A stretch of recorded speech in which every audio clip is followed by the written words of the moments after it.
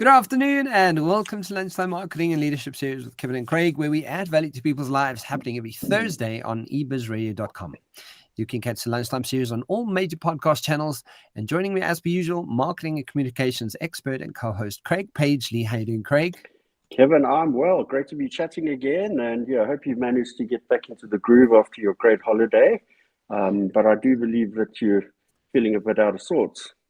I think the traveling and the air and I know COVID is doing its rounds again in South Africa, so I've got a bout of something, but I've already had a good dose of antibiotics and a lot of Immune and just a lot of vitamin C and just keeping all the nastiness away.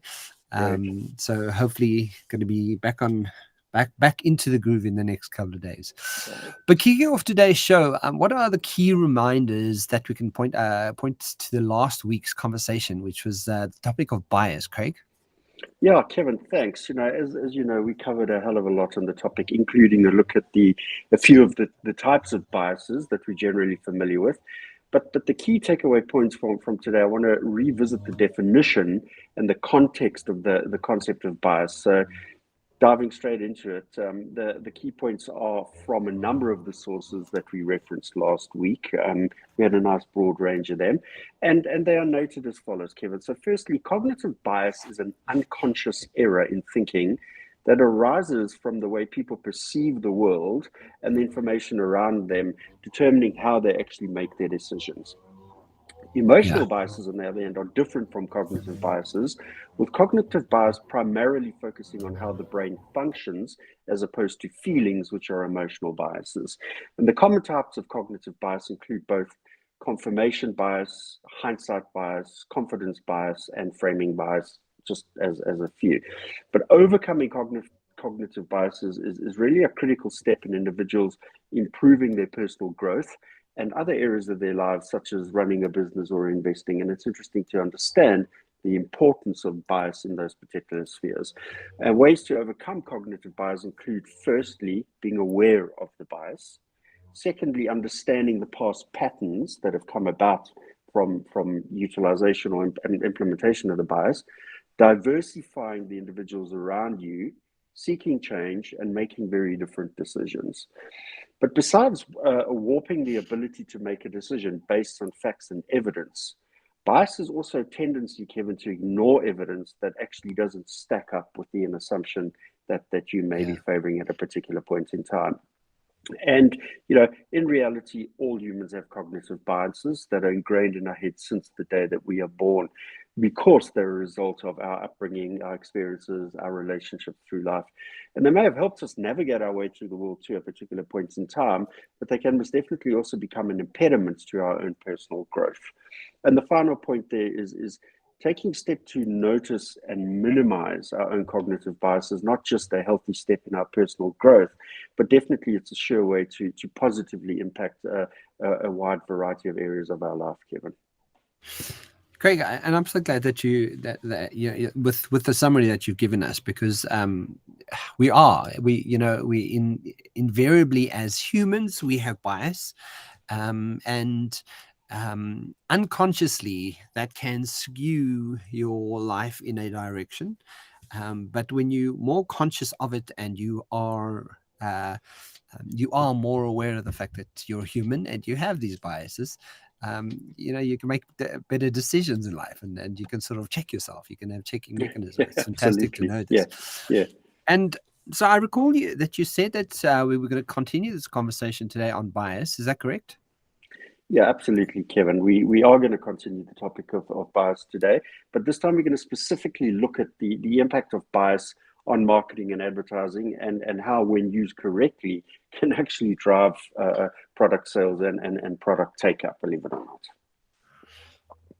Products. Well, this is where I think a couple of weeks ago, right? Because we were speaking about I think retail marketing or advertising, and product placement. And we tend to have that immediate bias towards the things and That's why they have those little checkout queues, and that you sort of snake down towards the till, because they know that our biases will kick in for the things that are in front of us straight away. Yeah. But I'm interested to see what you're going to say. What Yeah, you can share so today. that the last 9 yards are very, very purposefully and tactically defined products that sit in that space. And yes, it was when we had the conversation on our retail media networks on what the big brands were doing, the big boxes were doing to allow other brands into that particular space. But yeah, Kevin, I came across quite a comprehensive article that covers the topic of bias in marketing in some detail. And I want to use this as the basis of our conversation today. So the article is titled 6 Cognitive Biases You Can Exploit to Boost Sales. It was published by Robert Menning, a guest author on wordstream.com. And it was updated very recently, as recently as the 25th of November, 2021. So the article opens with a statement that goes as follows. Some of these cognitive biases are common enough that you can count them to influence consumer behavior and even include them in your marketing strategy. And there it is. Common enough that you can count on them to influence your consumer behavior and even include them in your marketing strategy. So I'm going to share the 6 cognitive biases that the article references as measures and mechanisms to boost sales. So the first one is, it starts with the bias, the mere exposure effect. Given the mere exposure effect describes the tendency that we have to develop preferences for things simply because we're familiar with them. How to use the mere exposure. Load shedding, Craig. Load shedding. Load shedding. The mere exposure to load shedding is the fact that we actually have to get used to it. A couple of other biases that would go with that statement, I can tell you that for sure. Yeah. Exactly. So the ways to use mere exposure effect to boost your sales is leverage retargeting to boost sales. And we talk about this often, particularly in the digital space. So a particular study found that the click-through rate of a retargeted ad is 10 times higher than that of a display ad, and that web visitors who are retargeted with display ads are 70% more likely to convert. And that's where that continuous of mere exposure comes to the fore. Repurpose and distribute existing content. Again, these are all topics that we've covered in good detail in various guises, but you're actually seeing how used as a bias trigger, they have a huge relevance. A simple blog post can be turned into an infographic, a video, a podcast, and allowing people to see it more than once and in different channels. And the third aspect there is to reshare existing content on social media. Constantly resharing articles on social media can increase reach and engagement by 686%.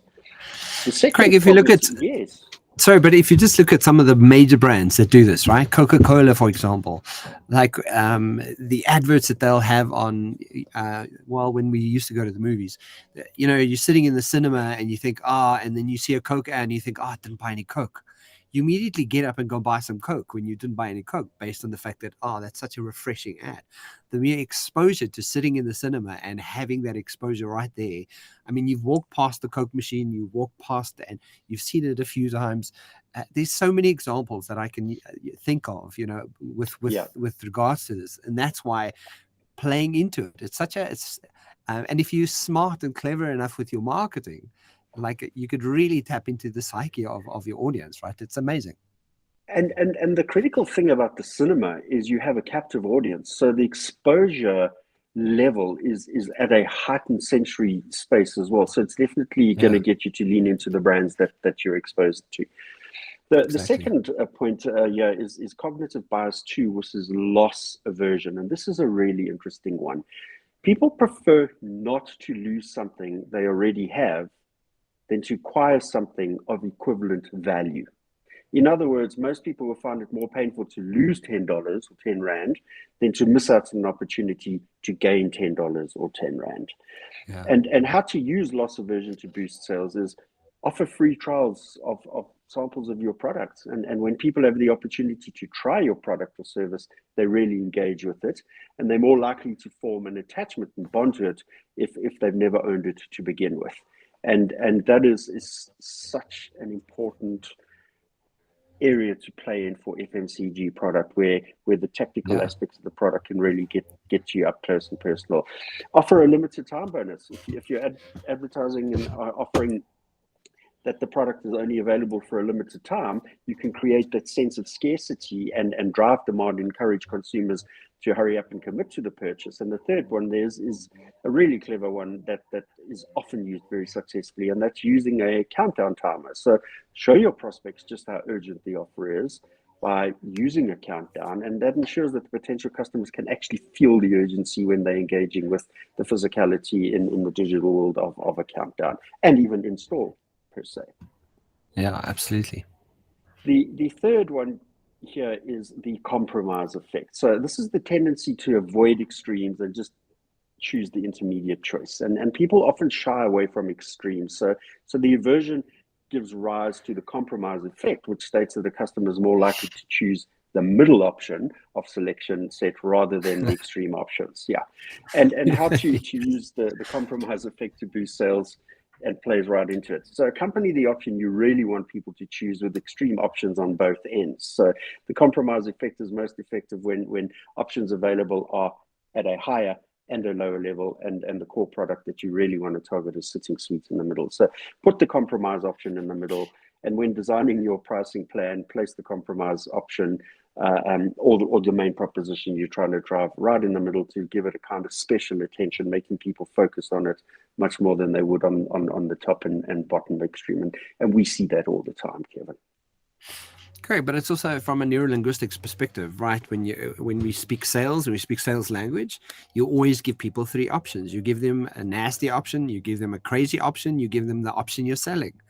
Like it's sort of a rule, right? And it all plays into part, because if you gave them only two options, you would create conflict for them. But if you gave them three options, and you'd be like, okay, this is definitely something I don't want, and that just doesn't seem great. This is completely out of my budget, but this is probably the one I'm looking at selling. It just gets your brain to kind of decide on where you're sort of persuading people to move towards, and everybody does it. It's just, like when you speak of it that way, they think like, are you serious? That's what people do, and that's just, it's business. It's the Yes. business of human thinking. Well, that's why these six really are quite critical in informing human behavior in the marketing space. And the fourth cognitive bias to inform and boost sales is the framing effect. And the framing effect is a cognitive bias where people actually decide on options based on whether the options are presented with positive or negative connotations.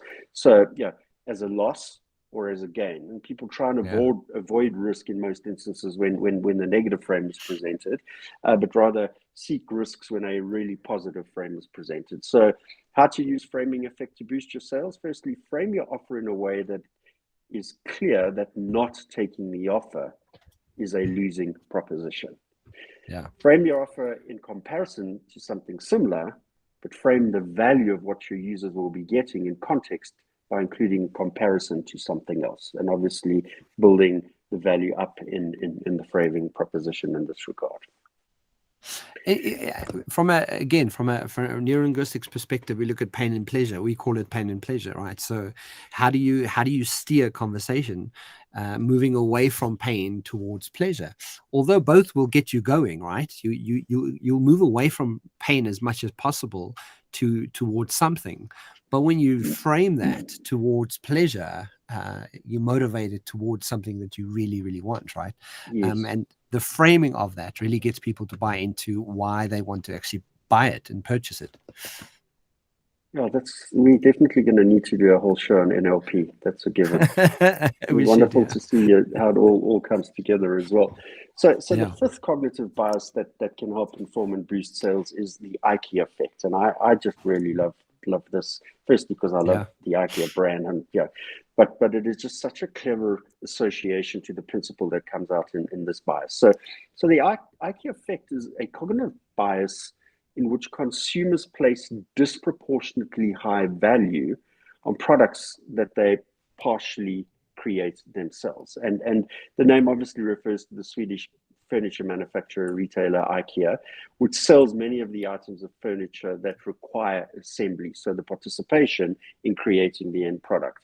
And the IKEA effect is a clear application and a marketing strategy so that when you actually involve users in the process of creating a product or service, they are more likely to convert when you actually sell it to them. And it's really good to be able to draw a consumer participation in. So how to use the IKEA effect to boost sales? Firstly is involve consumers in the process of building the products. Consumers can be involved by committing time to product development, by giving input in the process of its creation or improvement, or actually by investing money in the development of the product.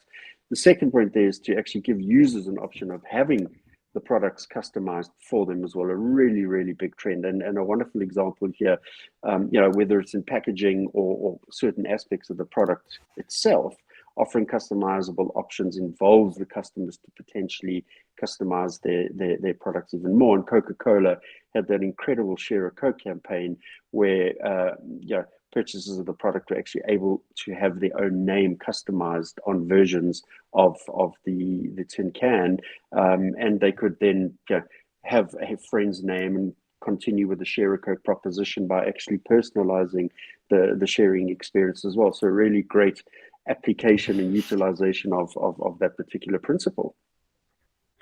You know what's interesting about the IKEA effect, Craig? I was just looking now that IKEA has been around since 1943, but IKEA has been the world's largest furniture retailer since 2008.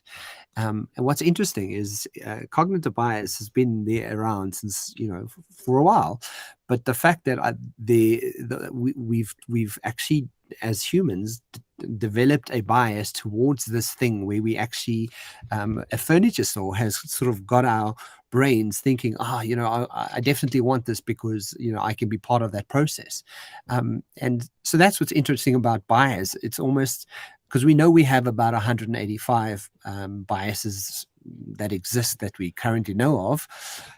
But what is true to that as well is that as time moves on, we're starting to notice that we have more biases than we had, right? So I mean, 2008, where IKEA became the first, we had biases before that, but since then, this has been just added to our biases based on the fact that our brains really buy into being part of that sort of building something myself kind of effect.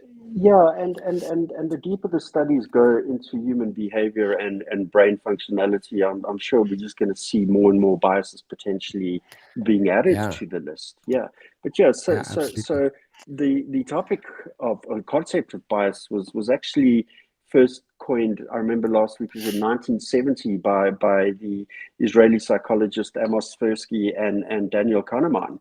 And they used the phrase to describe people's flawed patterns of thinking in response to their judgment and decision-making problems. So yeah, it itself is obviously not 1943, but it's been around for 50 plus years. So Kevin, the sixth cognitive bias that they talk about to use to influence sales and marketing is the Peltzman effect or risk compensation theory. And the Peltzman effect is a theory which states that people are more likely to engage in risky behavior when security measures have been mandated. And this is just typical human nature. So Professor Sam Peltzman found that when laws such as the mandatory use of seatbelts and other safety devices were introduced to regulate driving and ensure safety, drivers were actually taking it a step beyond and began driving even riskier when using those devices than when they didn't have seatbelts, and thereby offsetting some of the gains recorded due to the introduction of those laws. How to use the Peltzman effect to boost your sales? Well, people will judge your business by your website. And a study of 2,000 consumers conducted by eConsultancy, they found that 32.2% of people pay attention to how professional and well-designed a website is before beginning to trust it. Trustmarks and SiteSpeed can definitely help with this. And the same study found that 48% of people actually feel safer shopping on a website if the sites use a Trustmark. and 23.65% of people actually found it difficult to trust a site that actually took too long to load. That's quite alarming. Almost a quarter of all online users don't trust a site that takes too long to load. So if you lower the perceived risk of your website, then you can definitely encourage more of your visitors to convert. The second point Yeah. on how to use it in your marketing strategy is to make it easy for prospects to contact you. And again, the easier it is for a prospect to contact you, obviously, the more trustworthy you appear. And the same study found that 46.35% of people did not trust sites that omitted their contact details. And again, that's a significant number. The third point here is outline a clear no risk on you refund return policy, a really, really good proposition.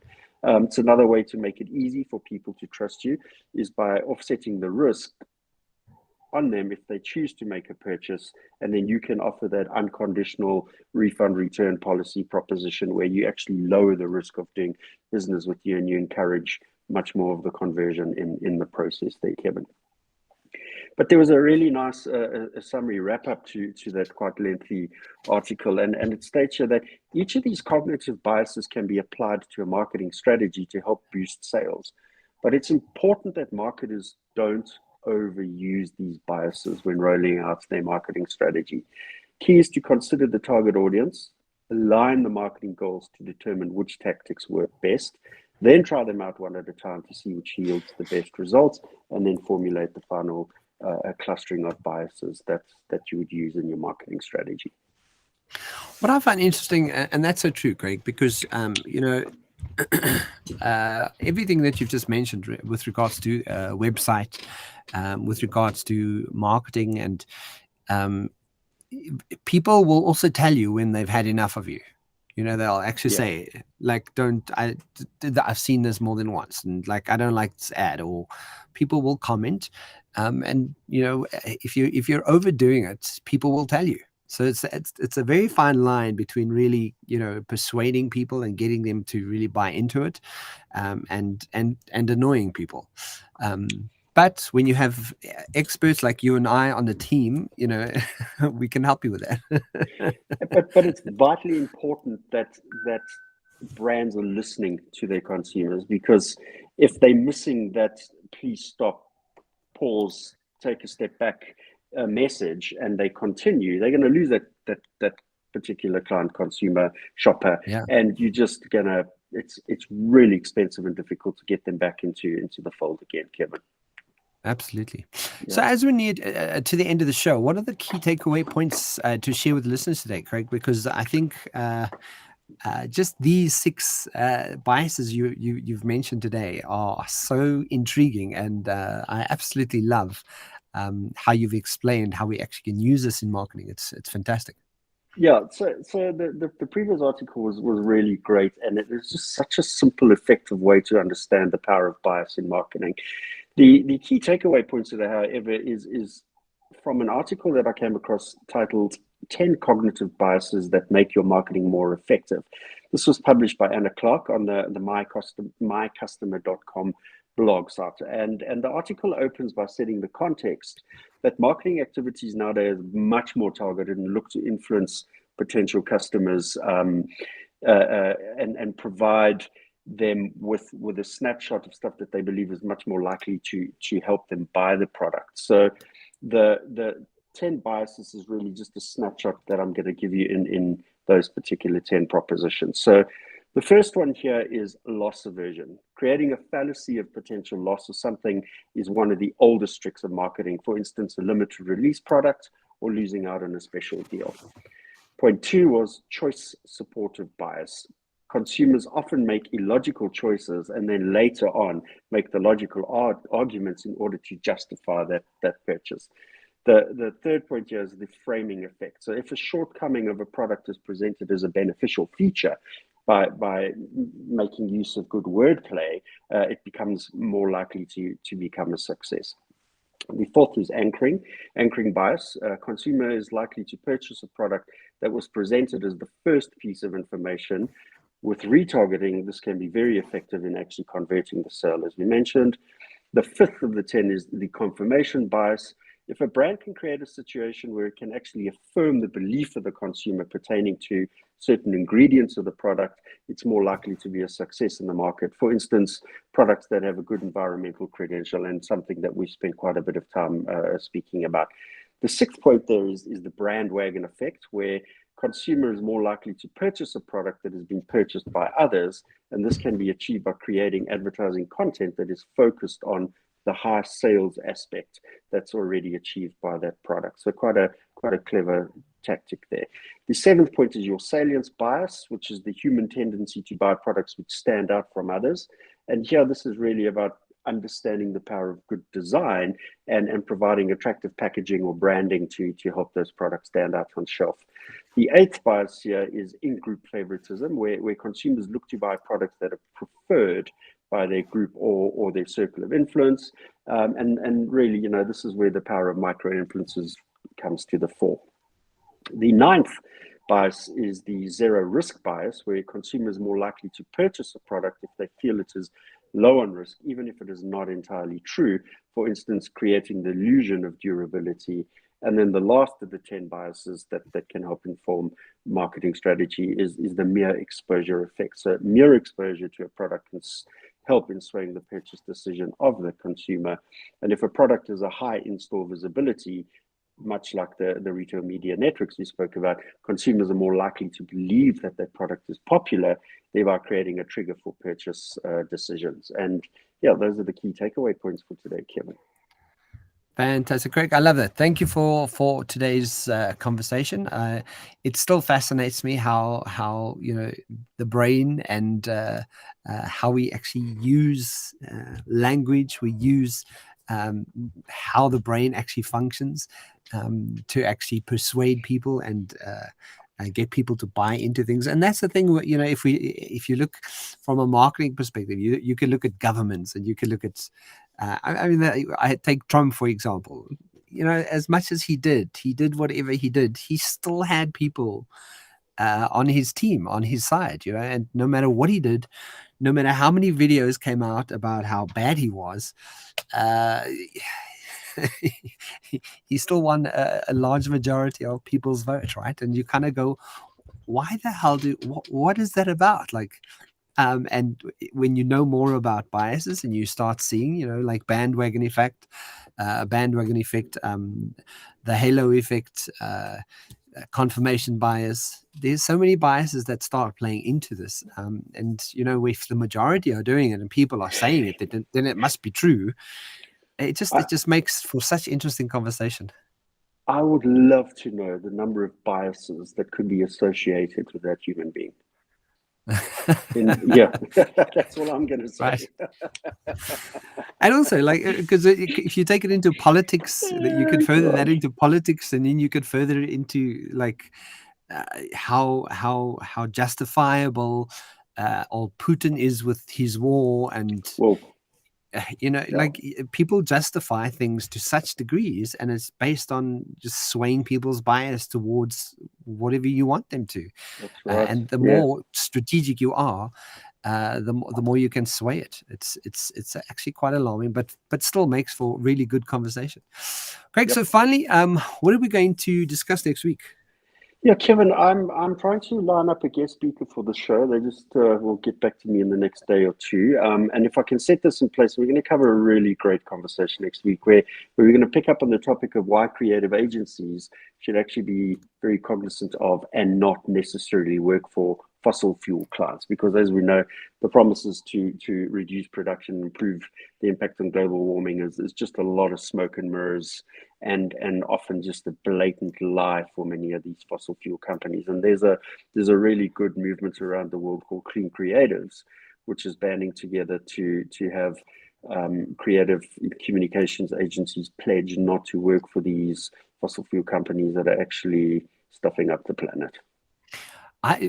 That's going to be fascinating, because I don't know if you know, but Jane Fonda has just created a pact or something where she's actively getting people to I don't know if you're joining this sort of pact. I think it's called Jane Fonda, the Jane Fonda. I'll actually find it. But what she's actually doing is trying to get people to vote against any politicians that are in support of any fossil fuels, to get people to really, vote for people who are pro-climate and looking after the climate.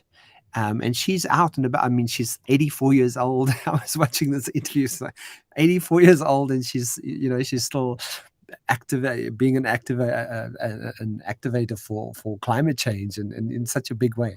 That's But yeah, fantastic. I'm going to look out for that. yeah, I'll send you a link on it, and because it's really interesting. But I'm looking forward to that. Craig, thank you so much for today. Thanks for the conversation, as always.